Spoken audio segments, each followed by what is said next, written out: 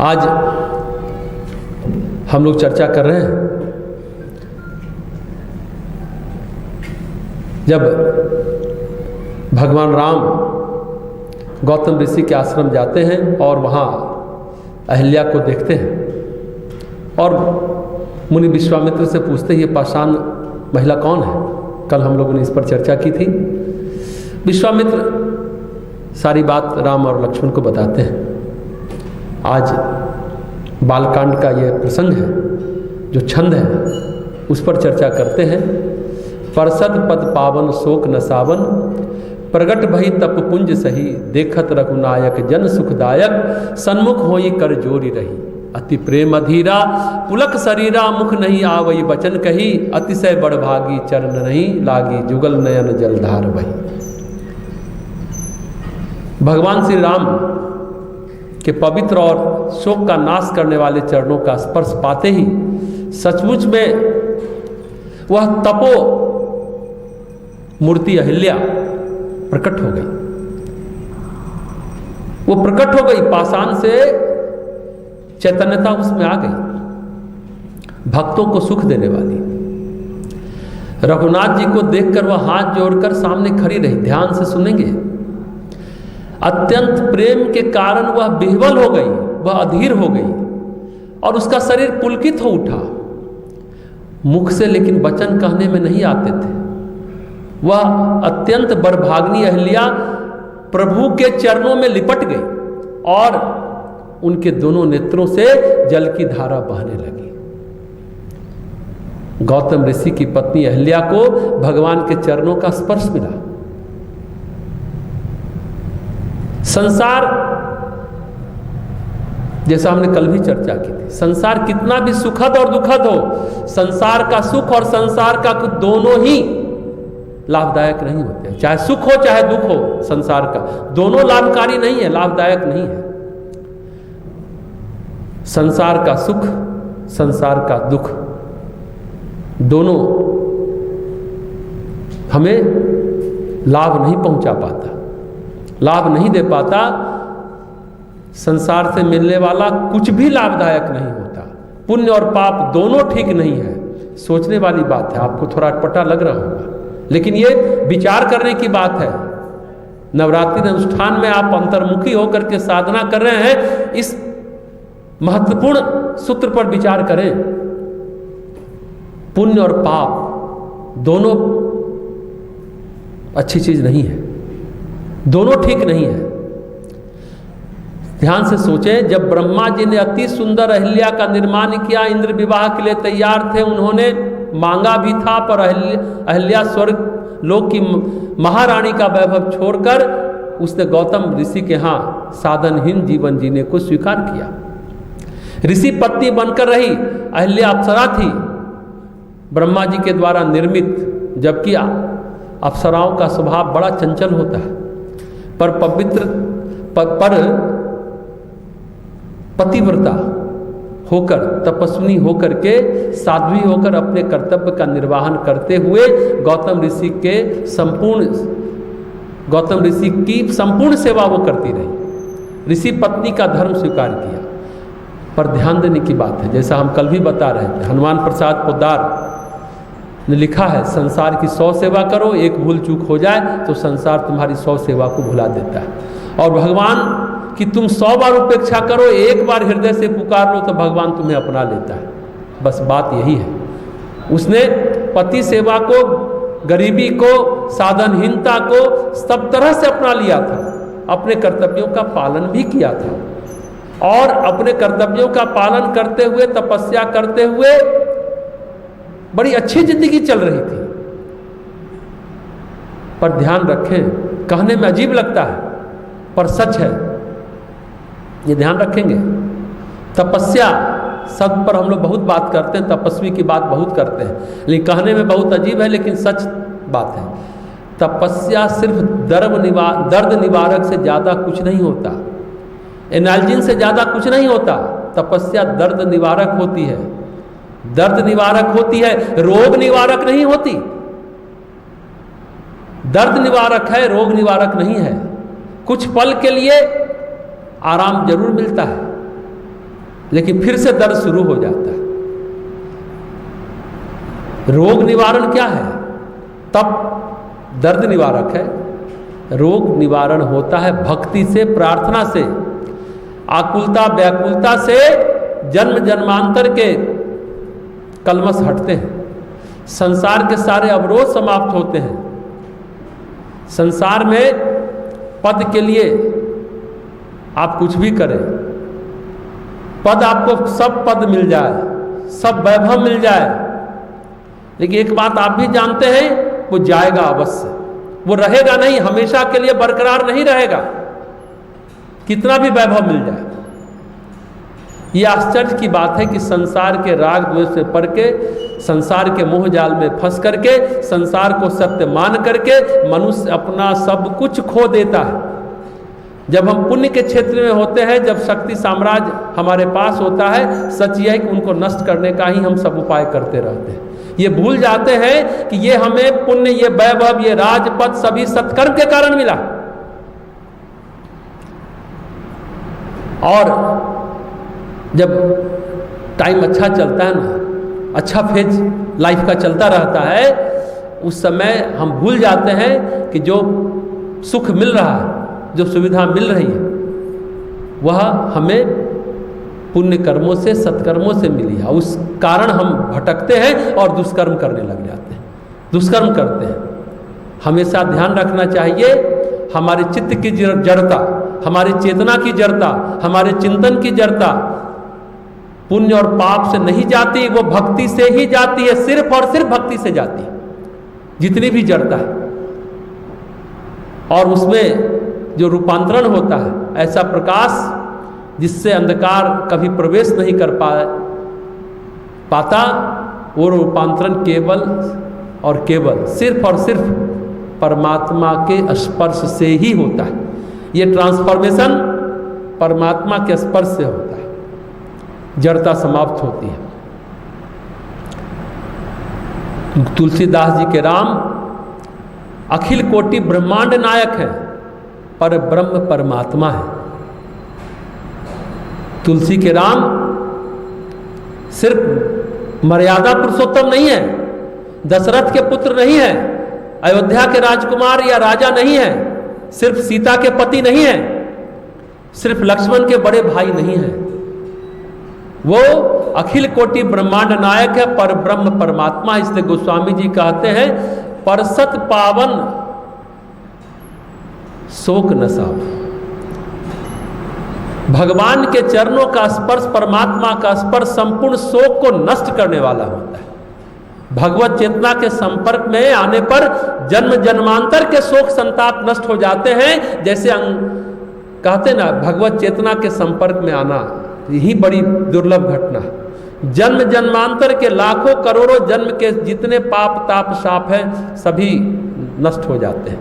जैसे अंगारे के ऊपर की राख छट जाए, उसी तरह प्रगट भई तप पुंज सही। अहिल्या तप पुंज थी, तपस्या की मूर्त रूप थी, पर उसकी तपस्या ढक गई, आवरण से घिर गई। तपस्या उसकी काम नहीं आई जब गौतम ऋषि ने श्राप दिया। गौतम ऋषि के श्राप के समय अहिल्या की तपस्या काम नहीं आ पाई। कोई भी आदमी जिसकी आपने जीवन भर सेवा की हो, दो चार गलतियां तो भुलाया जा सकता है ना, क्षमा तो किया ही जा सकता है, लेकिन अहिल्या को क्षमा नहीं मिली। क्षमा मिली उसे परमात्मा के चरणों में, और भी परमात्मा के चरणों का स्पर्श पाकर उसको क्षमा मिली। गौतम ऋषि से क्षमा नहीं मिली, जिनके लिए उसने अपना सारा सुख, वैभव, आरामदायक जीवन त्याग करके, साधनहीन जीवन जी करके पतिव्रत जीवन का निर्वाह करती रही। क्षमा वहां नहीं मिला। क्षमा मिली उसे परमात्मा के चरणों का स्पर्श पा करके, और तब उसकी तपस्या का तेज प्रकट हुआ। देखत रघुनायक जन सुखदायक, बहुत अच्छा ये जो छंद है, देखत रघुनायक जन सुखदायक। जब उसने परमात्मा को देखा, जन सुखदायक मतलब, जन मतलब भक्त भी होता है। रघुनाथ भगवान राम भक्तों को सुख देने वाले हैं। सन्मुख होई कर जोरी रही। भगवान के सन्मुख होने का मतलब जैसे ही जीवात्मा भगवान के सम्मुख होता है, उसके करोड़ों करोड़ जन्मों के पाप नष्ट हो जाते हैं। ध्यान देने की बात है। कमरे में अंधेरा है, कब तक रहेगा? जब तक बल्ब न जल जाए, प्रकाश न आ जाए। लाइट जलने के क्षण भर में अंधेरा चला जाता है। ऐसा नहीं कि रात भर के अंधेरे को दूर करने के लिए पूरे दिन की जरूरत है। देखिए, ध्यान से समझिए। धुआं कहां होगा? रात भर के अंधेरे को दूर करने के लिए पूरे दिन की जरूरत नहीं पड़ती। सूर्य का उदय होना ही अपने आप में पर्याप्त है। क्षण भर में अंधेरा गायब। भगवान के सम्मुख अहिल्या आई, उसकी चेतना में कोई नहीं था, सिर्फ राम थे, केवल परमात्मा थे। उनका स्पर्श अहिल्या को मिल चुका था। अति प्रेम अधीरा, उसका प्रेम प्रकट हो गया। प्रेम से वह विह्वल हो उठी। पुलक शरीरा, उसके शरीर में रोमांच हो आया। उसके शरीर में रोमांच हो आया, पुलकन हो गई। मुख नहीं आवई बचन कही, मुख से बोला नहीं जाता। जब हम भाव में होते हैं, भावातिरेक होते हैं, भावना के आवेश में होते हैं, भावों के आवेश में, तो हमारे शब्द नहीं निकल पाते, हमारे शब्द प्रस्फुटित नहीं हो पाते। होंठ थरथरा के रह जाता है, कपकपा के रह जाता है। हमेशा भावों का अभिरेक हमारी वाणी से प्रकट नहीं हो पाता। ये बात कई लोग कहते हैं। कई लोग कहते हैं आपने तो बहुत अच्छा लिखा, लेकिन वो कहते हैं कि हम तो अपने भावों को पूरी तरह शब्द दे ही नहीं पाए, प्रकट ही नहीं कर पाए। सचमुच भावों का चरम जो होता है ना, भावों का शिखर, वाणी अक्षम है, सक्षम नहीं है सारे भावों को पूर्णतया प्रकट करने के लिए। हमारे भावों का अतिरेक हमारी वाणी से प्रकट नहीं हो पाता। जब उसी तरह जब गुस्सा आती है, वो भी भावों का अतिरेक है नेगेटिविटी में। हमेशा जब गुस्सा आती है, भले हम मारने दौड़ते हैं लेकिन बोल नहीं पाते, तमतमा कर रह जाते हैं लेकिन मुंह से निकल नहीं पाता। और ये अहिल्या परमात्मा के प्रेम में विह्वल हो गई। बस उसके अंदर का भाव यही था कि प्रभु आपने मुझे अपना लिया। जिस पति ने हमें त्याग दिया, जिसकी हमने इतनी सेवा की, उस पति ने नहीं अपनाया। उस पति ने हमें भुला दिया।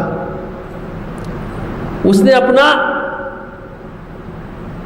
गुस्सा प्रकट करके मुझे शाप दे दिया कि जिसने मुझे भुला दिया, प्रभु आपने अपना लिया। क्या कहें, कैसे कहें, शब्द नहीं है। उस अहिल्या के भाव वो बोल नहीं पा रही है।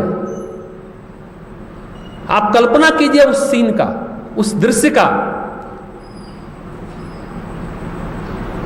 कि जब अहिल्या के होंठ थरथरा रहे होंगे, कितना कुछ कहना चाहती होगी, कितनी श्रद्धा, कितना आभार व्यक्त करना चाहती होगी, होंठ कपकपा के रह गए, बोल नहीं पाई। लेकिन एक बात कहें, भगवान किसी रूप में मिले, सब अच्छा है। चाहे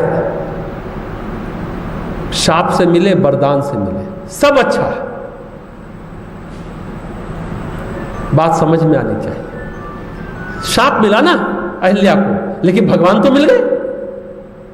बहुतों को वरदान मिलता है तो भगवान मिलते हैं। भगवान किसी भी ढंग से मिले, किसी भी तरह से मिले, किसी भी तरीके से मिले, भगवान का मिलना अच्छा है। इसलिए हर बात अच्छी है।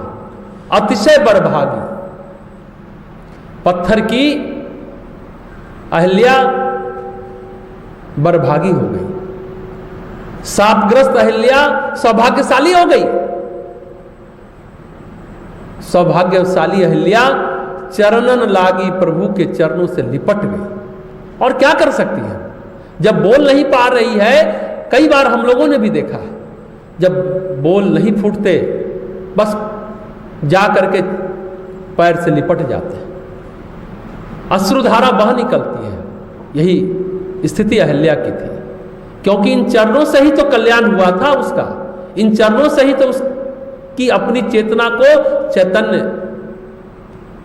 मिली थी, उसने अपने को चैतन्य और जीवंत पाया। जुगल नंदन जलधार बही। जब हम भावों के चरम पर होते हैं, भाव को अभिव्यक्त करना चाहते हैं, अभिव्यक्ति हमारी आंसुओं से ही होती है और किसी तरह से नहीं हो पाती। हम अपने को अभिव्यक्त सिर्फ और सिर्फ आंसू की जलधार से ही कर पाते हैं। हमारी आंखें बोलती है, वाणी नहीं बोल पाती। आंखें कहने लगती हैं, आंखों से आंसू छलक उठते हैं। ये बात बड़ा मार्के का है, बहुत महत्वपूर्ण है। आज जैसे हमने कहा, स्कंद माता का ध्यान हृदय क्षेत्र में करते हैं, प्रेम और द्वेष की घृणा को, द्वेष की घृणा को, भय की घृणा को प्रेम की ऊर्जा में बदलते हैं। द्वेष की ऊर्जा को और घृणा की ऊर्जा को, डर की ऊर्जा को। जब भय होता है तो भी मन, हृदय जो है कपकपाता है, धक धक होता है।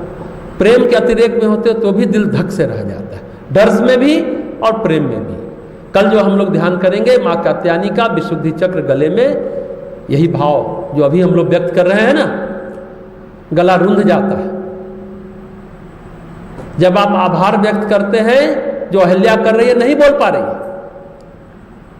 और जब आप क्रोध में भी होते हैं, गुस्से में भी होते हैं, तो नहीं बोल पाते। जैसा हमने अभी कहा, भावातिरेक अवस्था होती है, चाहे नकारात्मक हो चाहे सकारात्मक हो, यही होती है। कल का ध्यान वही विशुद्धि चक्र गले पर होगा, तो गला रूंध जाता है। यही स्थिति अहल्या की है। बस आंखें बोलने लगती हैं, आंखों से आंसू छलक उठते हैं। तो बात यह है कि कोई भी व्यक्ति, चाहे आप उसकी कितनी भी सेवा कर लो, संबंध अगर संसार के हैं ना तो टिकते नहीं हैं। सेवा कितनी भी कर लो, टिकती ही नहीं। जैसा हनुमान प्रसाद पोद्दार ने कहा ना, 100 सेवा कर लो, एक गलती सबको खत्म कर देता है।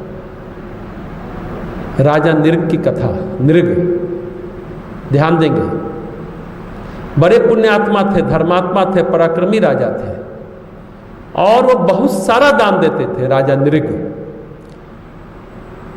एक दिन दान में वो 100 गायें ब्राह्मणों को दे रहे थे। राजा नृग के पास 2 लाख गाय थी। हुआ यूं कि जिस ब्राह्मण को दान दिया गया, एक गाय बिछुड़ कर वापस राजा के यहाँ आगे चली गई। वैसे भी पशु का स्वभाव होता है, वापस अपने खूंटे पर ही आती है। कुत्ता भी कितना भगा दो, वापस उसी घर, उसी स्थान पर चला आता है। हर जीव को अपनी धरती से, अपने स्थान से मोह होता है। यह सबके साथ होता है, क्योंकि उसकी याद सताती है ना। तो गाय राजा नृग के पास वापस आ गई। राजा नृग को क्या पता, उनको तो कुछ मालूम भी नहीं है। जब दोबारा दान दिया तो पहले वाली गाय दूसरे ब्राह्मण को दे दी। जो पहले ब्राह्मण को दिया था, वही गाय दूसरे ब्राह्मण को मिल गया। लेकिन उस ब्राह्मण ने देखा कि मेरी वाली गाय को दूसरा ब्राह्मण लिए जा रहा है। पहले वाले ने कहा ये गाय तो मेरी है। दूसरे ब्राह्मण ने कहा कि राजा नृग ने मुझे दान में दिया। झगड़ा शुरू हुआ, विवाद शुरू हो गया। दरबार में न्याय के लिए दोनों ब्राह्मण आए।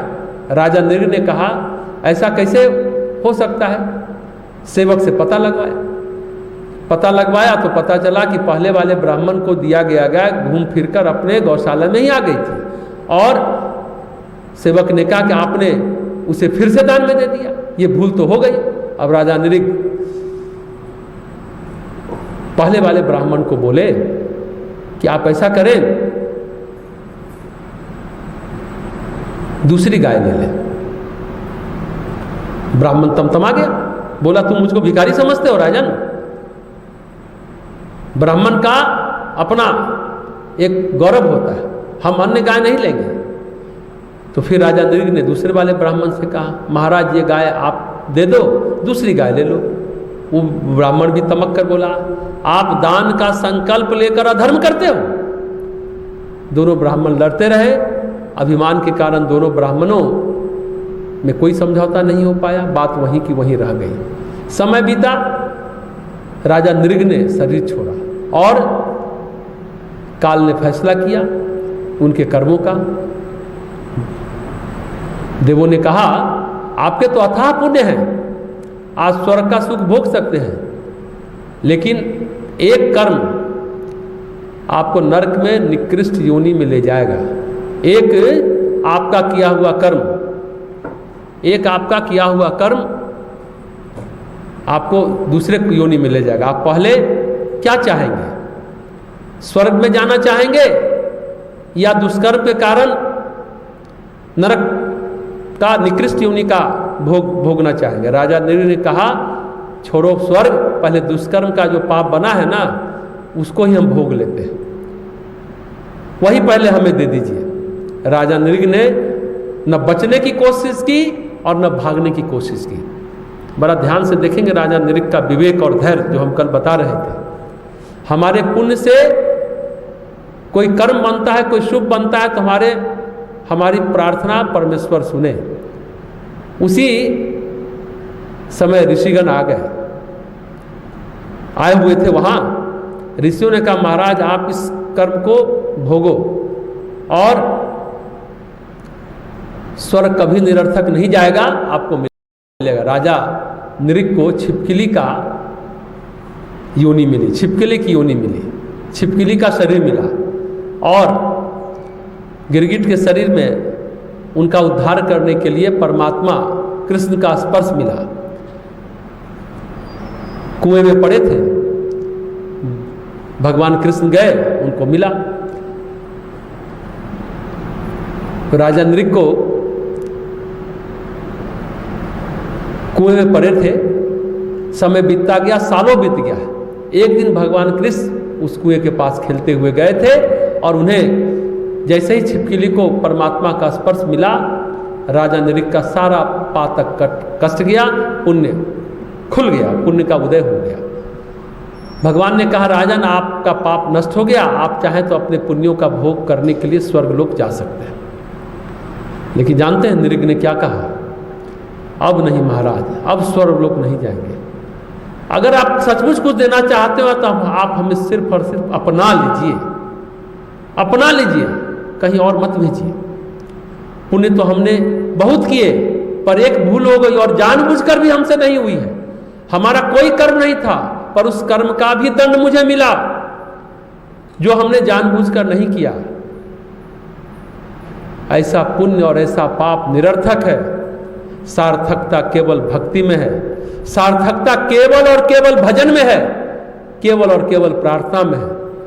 तब राजा नृग को भगवान कृष्ण ने बोध दिया। तो कहने का मतलब है कि वही स्थिति अहिल्या की है। गौतम ऋषि की इतनी सेवा की, इतनी निष्ठापूर्वक सेवा की, स्वर्ग का सुख छोड़कर धरती की गरीबी स्वीकार की, लेकिन गौतम ऋषि नाराज हो गए, सर्वस्व देकर भी प्रसन्न नहीं कर पाई, उनकी क्षमा न प्राप्त कर पाई। लेकिन भगवान श्री राम जब उनसे मिले तो सब कुछ खत्म हो गया, सारी नकारात्मकता खत्म हो गई। तो आत्मा को प्रेम केवल परमात्मा से ही मिलता है। बाकी संसार का कोई भी प्रेम बड़ा निरर्थक और बड़ा नकली होता है। ध्यान देंगे, संसार का प्रेम सचमुच नकली होता है। नानक कहते हैं ना, जगत में स्वार्थ की सब रीत, स्वार्थ सब लागे हैं, क्या दारा क्या मीत। स्वार्थ में सब लगे हैं, क्या स्त्री क्या मित्र। दारा मतलब स्त्री, पत्नी हो या मित्र, सबके पीछे सिर्फ और सिर्फ स्वार्थ है। स्वार्थ मुक्त कोई नहीं है संसार में, बड़ी निरर्थकता है। गुरु नानक जो कहते हैं ना जगत में स्वार्थ की सब रीत, स्वार्थ में सब लागे हैं, क्या दारा क्या मीत, क्या पत्नी क्या दोस्त, सबके पीछे स्वार्थ है। स्वार्थ से मुक्त कोई नहीं है संसार में, सब कुछ निरर्थक है। इसलिए अहिल्या को जब परमात्मा का स्पर्श मिला, उसकी देह की जड़ता, उसके चित्त की जड़ता, उसके चिंतन की जड़ता, उसकी चेतना की जड़ता समाप्त हो गई और उस चैतन्यता में उनको आत्मा की अनुभूति हुई, अंतरात्मा की अनुभूति हुई, अध्यात्म की अनुभूति हुई। बड़ी बात है। वह बड़भागी अहिल्या प्रभु के चरणों में लिपट गई और उनके दोनों नेत्रों से जल की धारा बहने लगी, यानी प्रेम और आनंद की धारा बहने लगी। प्रेम और आनंद दुनिया में कहते हैं जीवन की सबसे बड़ी मांग क्या है? कुछ लोग कहेंगे पैसा, कुछ लोग कहेंगे पद, कुछ लोग कहेंगे यश। जीवन की शायद पहली मांग और अंतिम मांग या जीवन की सर्वाधिक मांग अगर कुछ है तो वो है प्रेम। लेकिन प्रेम बांटने से बढ़ता है, बटोरने से बिखर जाता है, सिमट जाता है। हम चाहते हैं कि सभी लोग हमको प्रेम करें, हम ना करें। आप बटोरते रहेंगे तो प्रेम सिमट जाएगा, बिखर जाएगा। और मांगने से प्रेम दुर्गंधित होता है, सुगंधित नहीं रह पाता। प्रेम तो सिर्फ देना जानता है, सुबह दूं शाम दूं, तुझे आठों याम दूं। ये प्रेम की पराकाष्ठा जिसको भक्ति कहते हैं। कहते हैं ना, भाव के 3 तल होते हैं। भाव का सबसे निचला तल वासना का तल होता है, बीच का तल प्रेम का होता है, भाव का सबसे ऊपरी तल, उच्चतम तल जो है ना, वो भक्ति का होता है। यही क्रम चलता है जीवन में। कामना वासना से हम सभी मुक्त नहीं हैं। हम सबके अंदर कुछ ना कुछ कामना है। कितना भी न्यूनतम कर ले, कुछ ना कुछ लेश मात्र भी बच ही जाता है। लेकिन थोड़ा सा संवेदनशील हो, थोड़ा भक्ति में आ जाए ये सारी चीजें, तो बात बनती चली जाती है। भक्ति की बात है, भक्ति आनी चाहिए तो सारी बातें होती चली जाती है। बस प्रेम और आनंद इसी को कहते हैं। और जब भक्ति आएगी तो जीवन में आनंद आ पाता है, तब जीवन को आनंद मिल पाता है। ये बात समझने की है। भक्ति, प्रेम और आनंद। हम आनंद के बारे में उस दिन बात कर रहे थे। जीवन में सफल होना एक बात है, प्रसन्न होना सर्वथा अलग बात है। सफलता और प्रसन्नता अलग चीज है। सफल व्यक्ति कोई जरूरी नहीं कि प्रसन्न हो, सफल व्यक्ति खुश हो ये कोई जरूरी नहीं है। वो सिर्फ और सिर्फ भक्ति से आती है, सिर्फ और सिर्फ भक्ति से आती है। तो अहिल्या को जब जीवन मिला, चैतन्यता मिली, चित्त की चैतन्यता आ गई, जड़ता समाप्त हो गई चित्त की, तो बात बनती चली गई। आइए आज की बात यहीं समाप्त करते हैं।